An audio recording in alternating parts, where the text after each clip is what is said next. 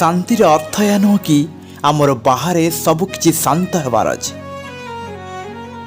शांतिर प्रकृत अर्थ अटे कि आम बाहर हुए तो जहाँ भी किसी होना कहीं किंतु आम भितर पूरापूरी शांत होबार अच्छे।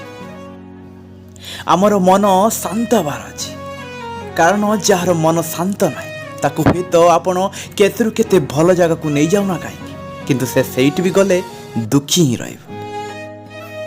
किंतु अपर पक्षरे जार मन शांत अटे तार बाहर किसी भी होना कहीं पाणीपाग परिस्थिति सबकि केते भी खराब होना कहीं तथापि से शांत रही था। आउ यही हूँ प्रकृत शांति अटे। तेणु सबुले निज मन को शांत रखते देखिए परिस्थिति केते भी खराब होना कहीं आपे आपे सबकि समाधान हो।